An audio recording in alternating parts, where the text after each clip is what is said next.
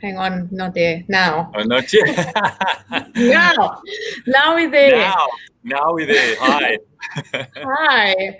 Welcome everyone, and welcome to our third session of Safari Guide Chronicles. And if I may say, one of the best things that has come out of COVID-19 is the creativity and having the opportunity to engage with our genuine ambassadors that I often just pass like ships in the night at an airport or in the office when they're coming for their training sessions or for their briefings. And I'm proud how Genuine Safaris can actually offer a beautiful platform to bring the voices of many out there to the world. And we have fully embraced it. So, and I'm also proud of my team and for everyone who has joined us so far. And for everyone watching today, please also do let us know if there's anyone that you would like to see here in one of the next sessions. So today I'm talking to professional guide Todd, and we're going to talk about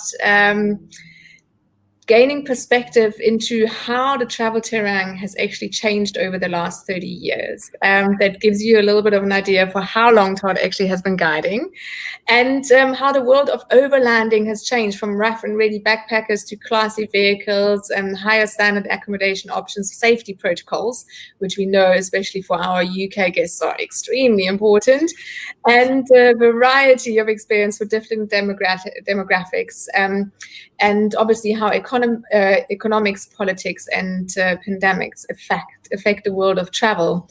So I'm going to welcome Todd, and there's not many people that love their job more than their day-to-day lives. And Todd truly believes that if you love what you do, then you never have to work a day in your life. Todd, I love that you said that.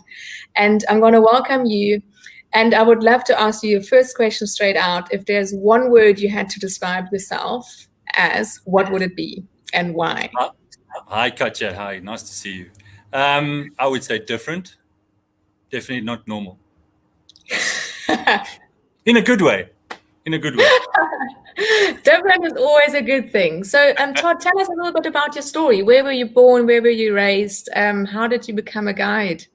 Well, I do have a very interesting story, and I always tell people there's not a lot I regret that has, been the story of my life. I was born and raised in Johannesburg, and I'm funny enough, after nearly 28 years of being out of Johannesburg, I'm back in Johannesburg.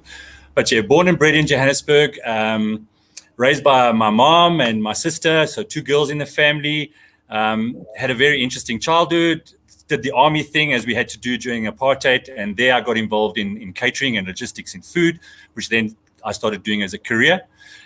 Things started changing for me when the politics started changing in South Africa. So around about 1990, as we're all aware, the release of Mandela, the apartheid laws being changed, the whole demographics of the country was reshuffled and changed around. And a lot of young South Africans, including myself, we wanted to travel, because obviously before that we were not able to travel. The restrictions were heavy unless you were traveling on business. And a lot of my friends were all heading to London to go and, the quick get rich quick working in a pub situation, which most of them just drank their money away. And a great friend of mine who I'm still, still lives in Cape Town, Giles, he came to me with this crazy idea to go to Kenya. And believe it or not, we were living in such a naive situation in South Africa. I didn't even know where Kenya was. I had to look it up. So to cut a long story short, a very unplanned holiday. You couldn't even buy a Lonely Planet in South Africa in the early 90s. They were banned because of all the negativity. So we had no idea what we were doing as such when we embarked on this trip. And we planned to go on a 6-month trip to Mombasa, where we were going to meet a friend of his to then get a boat back to South Africa. Anyway, a lot of that all fell by the wayside, and the 6 months turned into a year and a half. And I traveled right through Africa all the way to Cairo, and eventually ended up in Israel. I worked in Israel for a while on different projects, on farms, on moshavs. I ended up in Turkey for a while. Anyway, as I say, came back to South Africa a year and a half later, a totally different person. Besides the fact that I'd lost about 26 kilograms, I came back fit and healthy. I left fat and unhappy. I had long hair as well, a suntan. In fact, when my sister came to pick me up at the airport after a year and a half, she walked right past me. And when I turned around to get her attention, she said, "I don't have any change." Because I'd lost so much weight. I came back with a day bag. I left with a massive 26-kilogram backpack. Came back in a pair of sandals with a sunburn, a beard, and a long hair, and I was a totally different person. So that kind of woke me up to overland travel, because while I was traveling through Kenya, I met backpackers. Remember, we were also starved in South Africa of foreign visitors as a youngster during apartheid. So suddenly I was integrating with Brits and Americans and Australians and Kiwis, of course, and they'd been traveling for years. For us, this was the first time. We got to some of the borders like Sudan. They didn't even know where South Africa was. We had to show them on a map. So it opened my eyes to overland travel. I saw overland trucks. We hitchhiked and got lifts on overland trucks. So when I came back, the first thing I did was I left Johannesburg and I went straight down to Cape Town, and I actually started working for one of the very early overland companies and driving an old Army Bedford from Cape Town to Joburg. And that's really where it all started. Gosh, Todd, what a story. And how amazing that I mean, we've been working together for so long, and I've never known that story. That is actually quite embarrassing. And but so there is a positive thing that comes out of all of this. And I see we have some of your fellow guides watching here, like Carly and Chantel, and I also there's someone here commenting. I'm not too sure if you know her. It's Nicoline saying, "Thanks to you, I got to know where to go when I visited the Mahadi in Mount." Thank you for that. That's right. Yeah, that's right. Yeah, okay. I'm definitely one of the old guys on the road. They are still in touch with some of the guys who I originally worked with, and many of them have stayed in this industry. One, works in Uganda, and a couple in Kenya. So, it definitely, it wasn't only me. It was a lot of guys at that time that our lives changed. And as I say, the early days of overlanding were very different. We'll talk more about that. But in fact, for the first 2 years as a guide, we were called couriers. I worked with foreigners all the time. There was no guide institutes. There was no guide training. We didn't have guides in South Africa. So we'd have a backpacker from Australia who had a license to drive a truck, and he became one of our crew. And so he would drive for a couple of months, and then he would go back to Australia. So I had Scottish crew, British crew. In fact, it was only about 3 years into the start of me doing these overland trips that I started meeting Zimbabwean guides, and we then had Zimbabwean guides on our trucks with us. But as I say, we drove old 35-year-old Bedfords, no electrics in the back, no fridges, no guides. We never wore shoes. We never wore a shirt. We never wore a uniform. Some of our overland trucks in those days didn't even have a roof. They had a tarpaulin over the back, which was basically plastic with plastic windows. So when you wanted to open the window, you rolled the sides up. There were no seat belts in the back of the vehicles. And in fact, most of the time driving through Namibia and Botswana, there were no campsites. We just bush camped. We stopped somewhere, dug a toilet, put up tents, made a fire, and if a local came along with his cows, we gave him some money and got permission to stay there. The very first tours I did through Namibia and Botswana, there were very few lodges, very, very few lodges. So for our audience that's watching, whether you're a guide or whether you've been traveling to Africa like numerous times and can remember your first trip, I would like to know from the audience, what is it that you miss from traveling like back in the days, like 10 years ago? And Todd, I would like to know the same from you. I mean, we're talking about the differences between traveling then and now. Is there something you miss from back then? I think the one thing that, obviously it has its pros now. As a guide, we rely very much on our cell phones. It gives us information. It gives us direction. It gives us immediate contact. But for many years, we had no cell phones. There was no internet. The contact we had with the office was we'd arrive at a camp and hope that their payphone was working, that we could actually phone the office and say hi. If they didn't hear from us for weeks at a time, they obviously presumed we were okay. But that for me was amazing, because you would go to a place, whether it was a backpackers or a campsite, and everybody was social. People from other vehicles would come over and chat because nobody was sitting at a phone. When you walked into a lodge or a guest house, everybody was in the pub. Everybody was talking about what they'd done that day, what they'd seen. They weren't going on TripAdvisor. I'm not saying there's anything wrong with TripAdvisor now, but people communicated. Traveling was about meeting people. And I've often turned around to young travelers in Cape Town and said, how many South Africans have you met while you've been here? And some of them turn around and say, not many. And that's purely because they're spending a lot of time talking to the people they've left behind back home. In fact, they should be talking to the people that they're actually encountered while they're traveling. So I think that for me, I miss a lot. I miss a lot of, the fact that people communicated with each other that was the most important thing about traveling, was not only what you saw, but it was about how many people you communicated with and talked to and shared stories with. When I was first backpacking through Africa, we used post restant, and it was so exciting to get to a town, go to the post office and have a pile of letters waiting for you because there was no cell phone. So that's one thing that, as I said, it's a very handy tool. As a working tool, I think the cell phone is fantastic. It saved my neck many, many times. And you can't get lost if you've got a decent cell phone and you've got information at the tip of your fingers. So I think for me, that's one thing I miss, was that nobody could ask, is there Wi-Fi? Nobody could ask, is there internet? It was talk to each other, communicate, get information from each other, and and have all these amazing stories to tell when you got home. Sorry, I just want to get out of the sun a little bit. There we go. Yeah. So yeah, that's the one thing.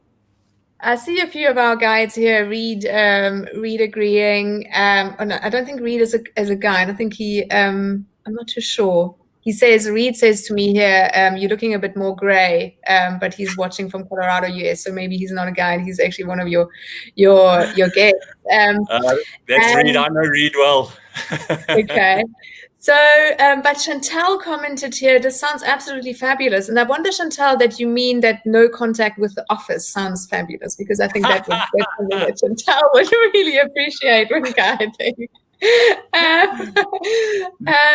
Well, never mind no contact. Nowadays, even the vehicles are tracked, so you can't even lie about where you are. No, we are not letting you lie about that. So, Todd, so now we talked about what was great back then and what you missed, which is people actually really connecting with one another and truly traveling the land and getting to know the people and being able to figure out where to go from A to B or what to do, not by browsing the internet, but by actually talking to people.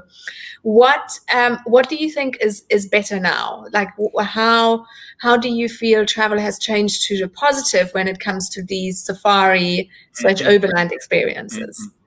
Look, I think one of the aspects that we have to bear in mind is the safety aspect. When I was a guide back in my 20s, you woke up and you were carefree and you just got through the day.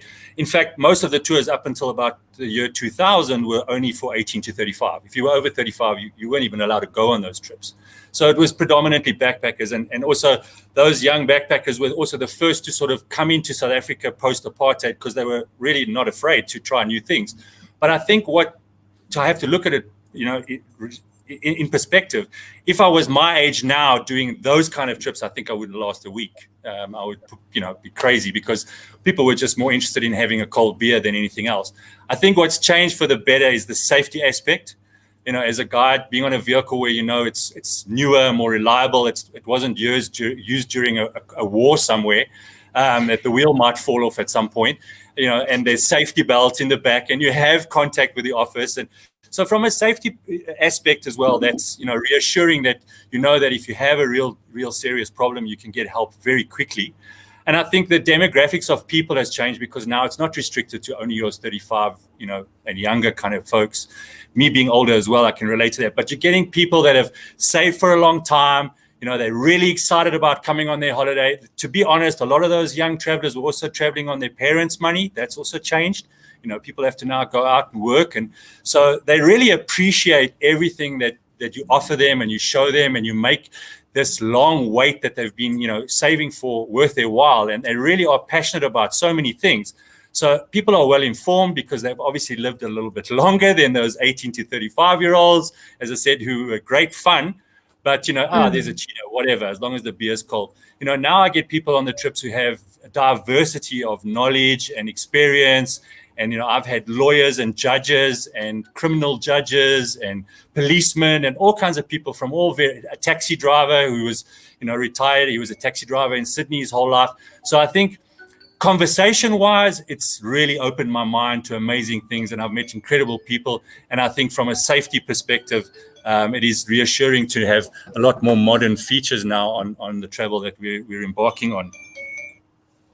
And there's the being always available on the phone. So, Todd, I've got someone here, Cheryl Scott, saying she is so looking forward to planning and doing her first overland safari in Botswana. Cheryl, I don't know if you've started planning already, but Todd, I know your favorite national park is not necessarily in Botswana, but where would you recommend Cheryl should go? What should Cheryl definitely not miss if she's going to Botswana?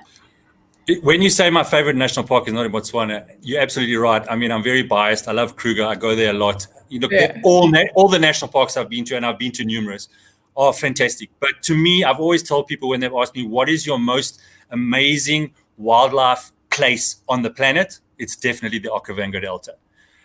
You know, the Serengeti, the Masai Mara, Etosha, Kruger, you name it, they're all fantastic parks. But there's nowhere else in Africa, in fact, nowhere else on the planet that you can go and spend time in nature and feel like you're the only person there. There are no cars in the Okavango Delta. Everything is done by boat. Some of the lodges we have to fly in. I've done that with Genman. That's been incredible. You know, the guides and the local people who work in this is their backyard. They know it so well. I can't understand sometimes how they find their way around on these Mokoros through these channels or walking in the bush. So to cut a long story short, the Okavango Delta is a must, an absolute must. And the whole area north of the Delta, including Moremi, Savuti, Chobe, they are just incredible. You know, there's not a day that will go by where you won't see something phenomenal and you won't, you know, really, really get a feel for the African bush. It's definitely one of my top places in Africa. Thanks, Todd. I hope, Cheryl, you enjoyed that little piece of advice. There is a question also to you, Todd. Sorry, I've also got so many questions, but let's just talk to the audience rather. Todd, would you prefer big groups or rather smaller groups where you can get to know the guests better? Carly is asking, what's your feel? What's your take? And has it maybe changed from you guiding 20 years ago to you guiding now? I think long ago, you know, we did have big groups. I've had as many, you know, I mean, in control of as many as 2 overland trucks at a time with up to 42 students on the vehicle. But in comparison, again, long ago, as I've said, no cell phones, no internet, people were communicating. So as a guide, you didn't have to be as interactive. People just got on with it in the back. They were chatting. It was social because it was part of it. I think now there's a little bit more demanding because people, you know, they as I said, they're more professional. They expect you to be on a certain level, to have certain knowledge. So your interaction with the clients is a lot greater. So there again, I've done big groups. You know, when I say big, 18 to 22 people. There again, every day somebody can interact with somebody new. Whereas when you're dealing with 4 people or 6 people, I've even had 2 people on a trip. It's very demanding. You know, people are expecting you to be their entertainment, to be their knowledge, to be everything all the time. You can't walk away from that because, you know, you can imagine with 3 weeks on a trip with 4 people, after the first week, they all know each other pretty well and they're kind of bored with each other. So they're then relying on you to create new conversation. I do enjoy the smaller groups. Maybe it's because I'm getting older. Because I like to talk. It's one of my things. Most of my clients realize very quickly that I have verbal diarrhea within the first couple of days. So for me, talking is not a problem. So I like that. Whereas with the bigger groups, you don't tend to be as involved, you know, because they create their own little groups and their own little social circles. So to answer your question, I do enjoy the smaller groups because it's more interactive and more personal.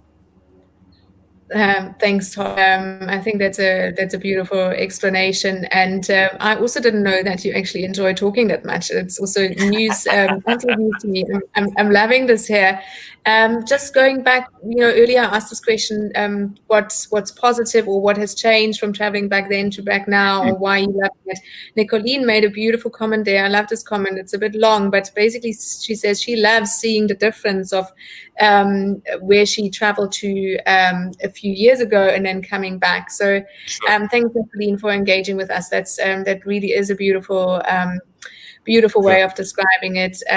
Cheryl says, yes, you know, the Okavango Delta was definitely on the cards. And Todd, you mentioned in our pre-chats here that Kingsley Holgate was one of your role models. Tell me a little bit more about that. Well, once again, it was that big step that I took in 1993 to actually cross the borders out of South Africa as a young, apartheid-driven South African, now venturing into the unknown, into Africa. And at the very same time, Kingsley was doing his Cape Town to Cairo trip.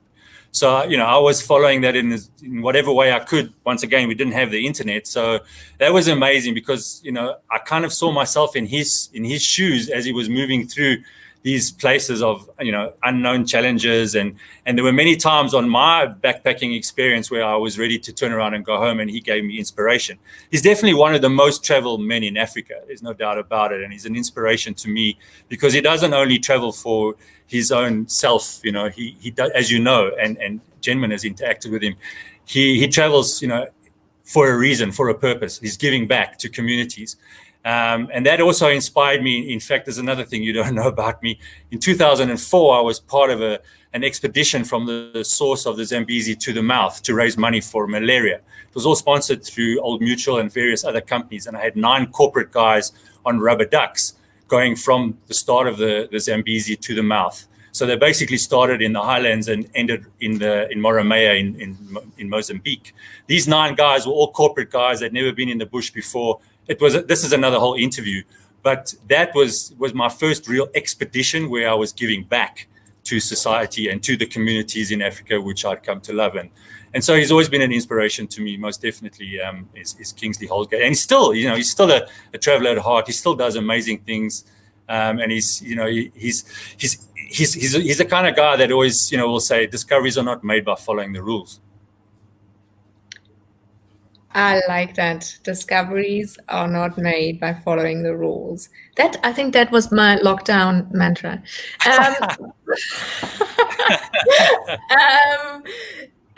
We talked, you mentioned Kingsley Holgate and community work. And I would like to have just a quick chat with you. How do you encourage guests when they come to you to support local communities? How do you bring them closer to exploring, to get them away from the technology and their phones, to exploring what Africa, or wherever you're guiding them through, has to offer? And what role do you feel you play in this community work?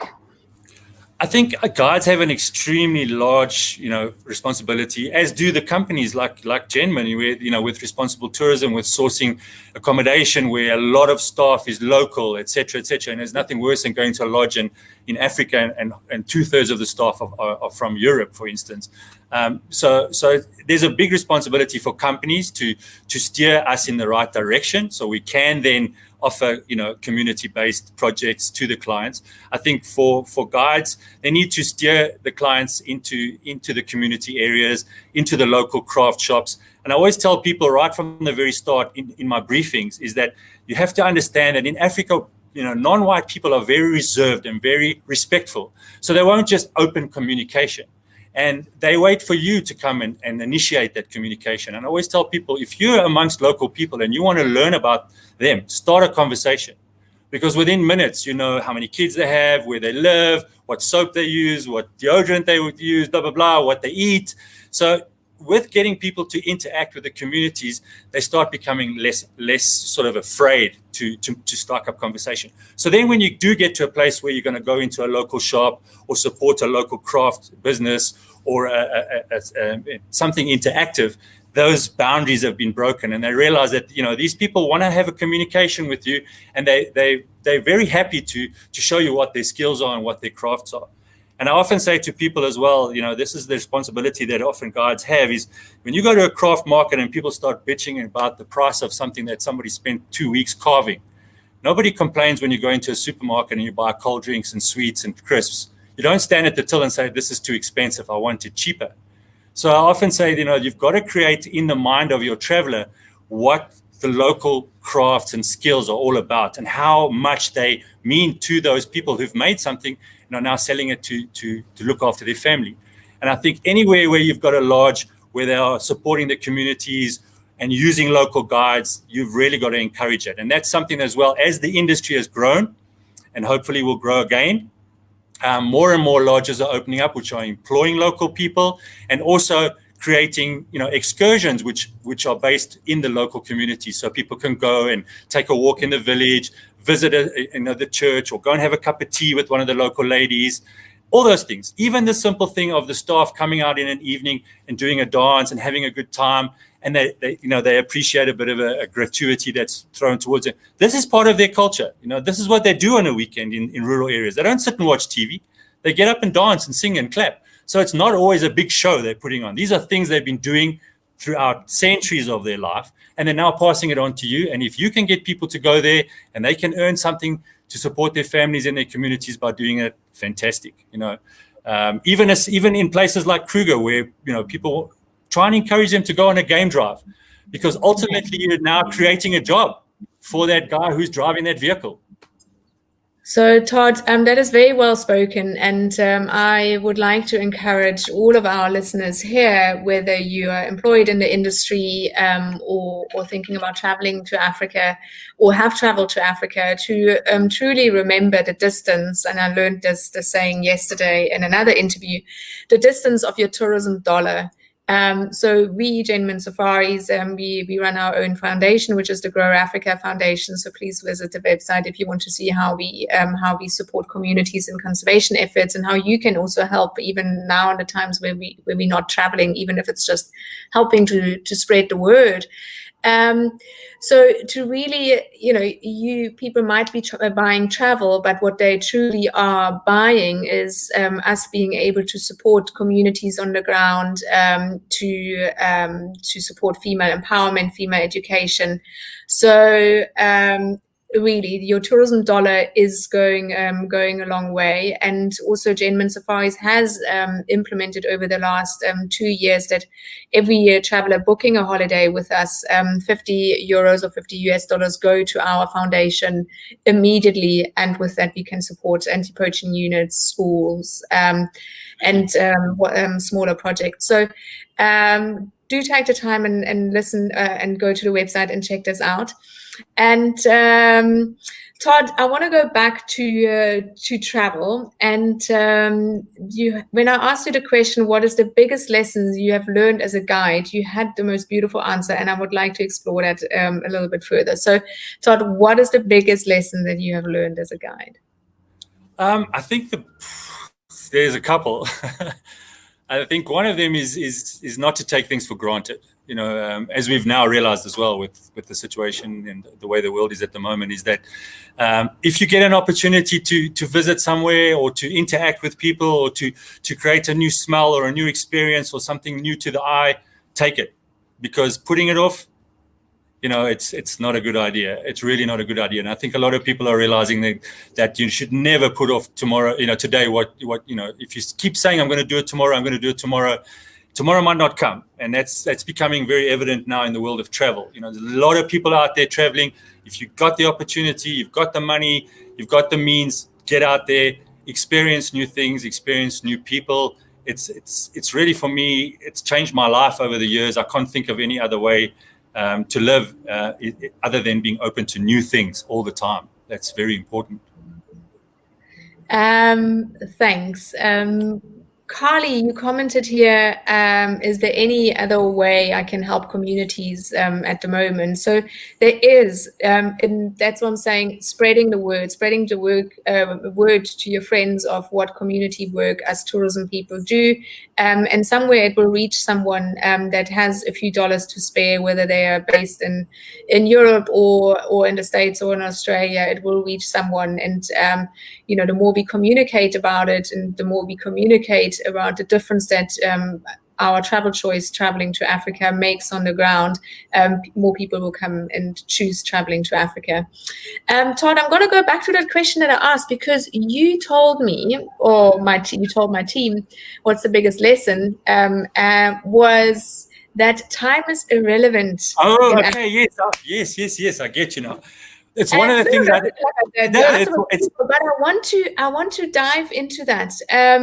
Time is irrelevant, and then the other thing you mentioned is the most predictable thing about wildlife is that it is unpredictable. Sure. And so talk to me about both of these things. Okay. Well, one of the things I also tell people right from the beginning of any trip in one of my briefings, and I try to be as forthcoming as possible, depending on where you're going, of course. Sometimes I tell people, don't tell me the water's cold. As long as there's water coming out the shower, this is a good thing. But some people don't realize that, the watch was invented, and in fact, I think it was invented in Hungary. It was invented in Europe, and people are obsessed with time. They've been obsessed with time ever since the clock was invented. And you come to Africa, and very few people actually wear a watch. First of all, they can't afford it, and they're just not interested, because time to them is, there we go. Time to them is sunrise and sunset, and what you do in between, that is time. So to see somebody standing on the side of the road waiting for a bus and it doesn't come and they come back tomorrow, this is amazing. If somebody stood at the side of the road in Europe and the bus was 5 minutes late, it's front page news, because everything is about time and deadlines and priorities, etc. But I tell people, just, I'm there to make sure that things happen timelessly, on time, and that a program is followed. But you'll see that people have time to talk to you on the side of the road. They don't say, I'm too busy. You can stop anybody out in the bush or wherever you are at a lodge, and they'll make time for you, because time is a different concept when you get to Africa. And for some people, that can be very frustrating. So I also tell people to do yourself a favor. From the time that you spend out at a lodge or before you go to your room at night, and then you can switch on your cell phone. Switch off your cell phone at the start of the day, unless you're going to use it for taking photos. Fine, then put it into a different mode, and take off your watch. Because if you're constantly looking at your watch, the day just changes. It becomes all about schedule, and that's not your job when you're on holiday, is to follow a schedule. That's the guide's job. Your idea is to realize that time is just about sunrise to sunset, and what you do between that is what's important. And then the other thing, that a point that I make about animals, and we've seen good examples. In fact, sadly, a few days ago, we lost one of our well-known young guides in Kruger through an elephant attack. We've also just recently lost a conservationist in the Mpumalanga, Limpopo area, who was looking after lions that he'd rescued from captive hunting, from canned hunting to white lions. He was mauled to death.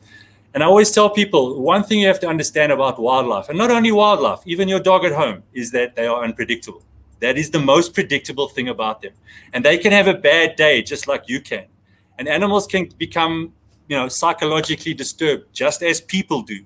And they unfortunately can't always tell us. If you're a professional and you know the signs and you can read the body language, it makes it easier. But even professionals get it wrong. So under no circumstances do I let people feel that this is okay, that these animals can be touched and petted, and this is okay, and it doesn't matter because they're behind a fence, so it's safe. The most predictable thing about wildlife is they're unpredictable, and you have to bear that in mind. And when you start to try and change that, that's when you have problems. Another amazing quote, Todd. I think I'll get my digital team to use that in the upcoming social media posts. That's really great. Thank you. Unfortunately, sorry to interrupt you, but unfortunately, also with once again, because I'm a bit of a dinosaur, I do have Instagram and I love my camera, but unfortunately, the world has become obsessed with petting, touching, feeling, carrying wildlife, and it is not a good idea. Anyway, that's my last say on that. No, that's great, Todd, that you mentioned it. There's also been a petition and something that us tour operators signed a long while ago about basically petting animals and any animal interaction on safari to stop that and to stop selling that. That's another conversation to be had, but if any of the listeners want to have more information on that, please do let us know. I am a little mindful of time, and there's a few things I still want to cover with you. So first of all, to all the listeners, Todd is one of our most experienced and loved guides. Clients love traveling with him because he has incredible detail knowledge. We often do get requests, especially from agents, to please put Todd as a guide on the tour. So what we do here at Gentleman, for any of our clients listening, drop your email into the comments box here, and we will give you a $200 travel voucher for future travel. So if you want to book a tour with Todd, take that opportunity. If it's not this year, maybe it's next year. Those vouchers are valid for 2 years. So pop your comment, your email into the comment box here. And Todd, your favorite Denman tour was you mentioned to us is the world in one country, and your favorite national park is the Kruger National Park. Tell me a little bit about the tour. Why is that your favorite tour? And okay. I'll try to keep it brief, because I know we are on a bit of a time schedule here. Obviously, I'm biased because I'm born and bred South African, so I'm very proud of my country. I love Kruger National Park because it's a big park. I mean, you're talking about a massive area with incredible diversity of biomes and landscape. There shouldn't be a day in Kruger where you don't see something spectacular. The only downside, I must say, sometimes is going during the school holidays, because every second South African is there. And that's wonderful. It's great to see that. But the tour itself, the world in one country, it is exactly that. South Africa is diverse. So from the start in Johannesburg to the end in Cape Town, there isn't a day where the landscape doesn't change, the scenery doesn't change. We go from bush and real wild rural areas to very modern cities. We go to World Heritage sites in our country, which we're proud of, like the Isimangaliso wetlands. We go Table Mountain, a great way to end the holiday. People are all excited about that as well. As I said, Kruger National Park, also one of our incredible parks in the country. Plus, we do 2 independent countries within South Africa, which are remarkably amazing country with incredible people.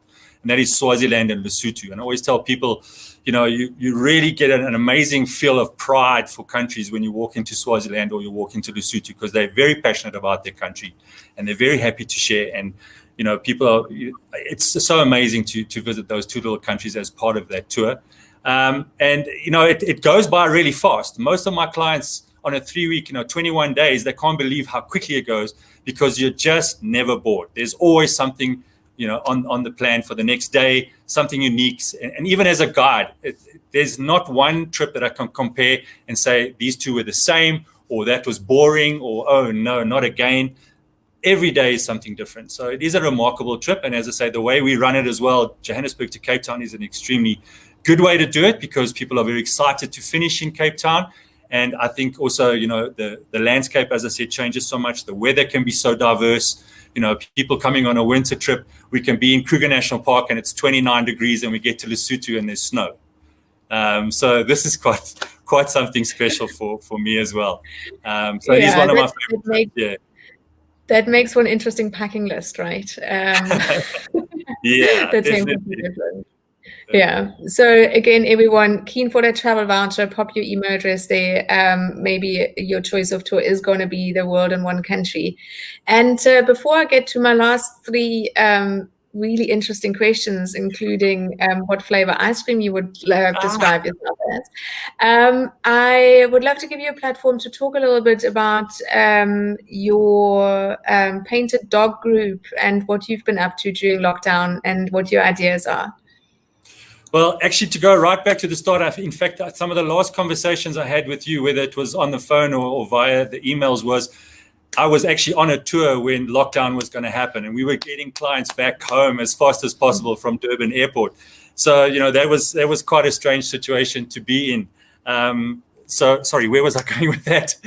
I've just lost my Not sure. But thank you, Todd. I remember those times, and thank you also for being so flexible, because I remember changing the tour and then not changing and then off to the airport.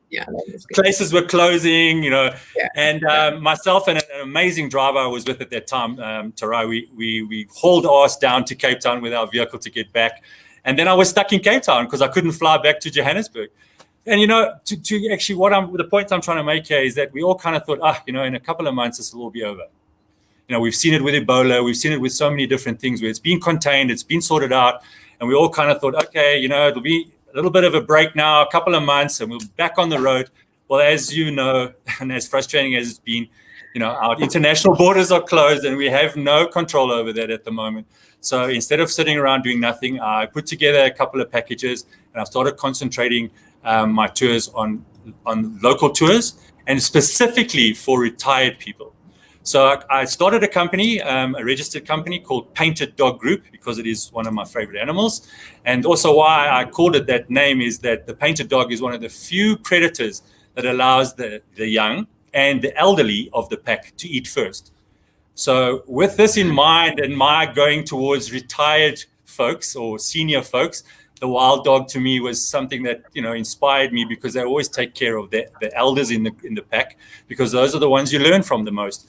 So I've created midweek trips. Obviously, weekends are getting pretty busy, and the non-retired folks are out in force now, especially around Johannesburg, which is good to see. So I've created short trips, whether it's 4 days in Kruger and Sabi area, or 3 days in just Kruger, or 4 days down in Drakensberg, Golden Gate area, or even close to where I live in Gauteng. We have the Pilanesberg National Park not far away. So I've created these midweek trips, which I'm marketing furiously, and I know how hard you guys must work to get the clients.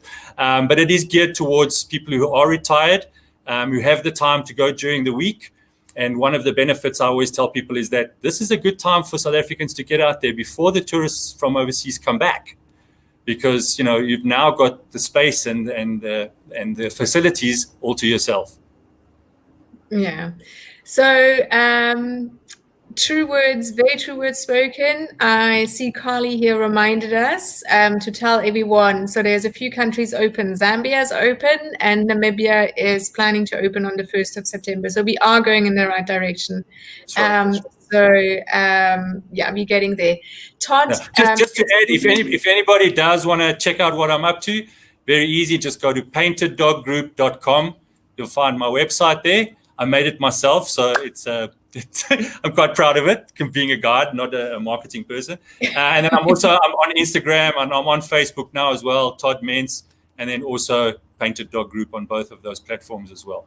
I'm not on Twitter. Yeah. I'm too afraid to go there. I'll get into trouble. With the verbal diarrhea. So yes, please everyone check out Todd's website and Facebook. And well done, Todd. It's a really cool idea. And I love the connotation of you saying the painted dogs looking after the young and the old, like letting them eat first. And again, I've learned something new. Thank you so much. So I have at the end of my sessions, I always have these 3 questions. I mean, the first one is would your African spirit animal be? But you've answered that already by the naming your company. So I'm skipping straight to the second one, which is what flavor ice cream? Sorry, I even have a wild dog footprint tattooed on my back. Okay, I won't ask you to show that now, even though the back's really thin. My favorite. Then you'd have to get up, and maybe you're just wearing pajama pants. No, I'm not going to do that. So, Todd, what flavor ice cream would you describe yourself as? Ramen Raisin. I think Ramen Raisin because, well, for me, it's one of my favorite ice creams. And I always think when I eat Ramen Raisin, there's that rum, which is kind of like shocks you at first. But if you persevere, the sweetness of the raisin comes out. Okay. I like that. I wonder if the rum had something to do with, I must just share this with you guys. When we were backstage, Todd said, actually I was thinking that every time we use the word travel, we need to have it take a shot of tequila. And I was like, well, no, I didn't sign up for that game. I would be dancing on the table by now. The funny thing is that I don't have a fantastic Wi-Fi connection at home. So I'm actually using the pub at a lodge right next to the airport, Safari Club, which Genman uses actually for our departures for our South African tours. And it's kind of weird arriving here to come and do this interview, and there's no clients to brief and to head off tomorrow. It's kind of sad, but it'll be back. But yes, I'm at Safari Club at the moment. I'm actually sitting in their bar. Yeah. I see Dorcas just joined us from Zimbabwe. Welcome, Dorcas. And I also saw earlier a comment from Sally Moon. Hi, Sally. We miss you and we hope we can connect soon again with you in person. So, Todd, my last question for you, and I'm sure the audience is really interested in hearing that as well after they've now listened to your entire journey. What advice would you give to your 10-year-old self, or maybe make it 18-year-old self? Spend as much time outdoors as you possibly can. That's really the bottom line. There's nothing better than being outside. Yeah, I agree. And before we close off, Todd, is there anything else that you would like to share with the audience? Any question that you maybe always have wanted to ask me? Or anything you would like to share before we close off? I think we have to be relative to what's going on right now, and I think, as I've said before, I've always told people when they come to Africa not to wear a watch, because you need to have patience, you need to have a sense of humor, and you have to be ready for the unexpected. And I think that's exactly what we're living right now. Is we have to be patient, even though it's difficult, because it's much easier to be patient when you kind of have an idea of what the outcome will be. We don't have that luxury right now, so being patient is very difficult. I think having a sense of humor is very important to me. I am surrounded by people who do have sense of humor. The travel industry is full of people with a great sense of humor, and in the worst of times, that can really pick you up and lift your spirits. And then, as I said, expect the unexpected. Be ready for change, because that's inevitable now. Great. I don't have any questions for you. Really, I don't. That's right. No, I wouldn't know what to ask you. I really wouldn't. Yeah. What ice cream would you describe yourself? Salty caramel. The Interestingly enough, when I did the first Guide Chronicles session, I asked George that question, and he had a great question, but I can't remember what. So not George, Jonathan, and he had a great question. Then afterwards, he said, "Well, I did want to ask you if I get a pay rise soon, but I thought that wasn't quite appropriate on online and live." And I said, "No, that wouldn't." Well, now that you mentioned Jonathan, if it wasn't for Jonathan, I wouldn't have the top of my baby finger. Because I slammed my finger in a truck door on one of our trips, and the whole top of my finger basically lifted off like a little cap. And I wanted to pull it off. And Jonathan came and said, no, don't pull it off. Let's put a pressure bandage on. And then he and I found a small little clinic close to the Mahembo border, and we found a fantastic doctor there who stitched my finger back on, basically the top of it back on. But if it wasn't for Jonathan, now I'd have a much smaller baby finger. Thanks, Jonathan. I won't forget that. Carly, before I close off, thank you for your support here on all the comments. And yes, I am 100% confident that tourism will recover really quickly. There's a lot of pent-up travel desires, and Africa is definitely one of the destinations where social distancing is easy. Our lodges that we have here are small enough and spacious enough for people to feel safe. We know how to keep people safe. All these protocols that they talk about now, we already implemented in March when the virus was first here. So I can 100% say that I'm confident that tourism will recover relatively quickly when borders are opening. It will not recover straight away to 2019 numbers, but it will recover well enough for us to make a living again. So with these hopefully encouraging words, I'm leaving you all, and I'm thanking Todd. This was great fun, even without the tequila. And I am maybe looking forward to having you back soon. This was really good. Thanks for your time, Todd. Thank you. And thank thanks you for everyone having me. for listening.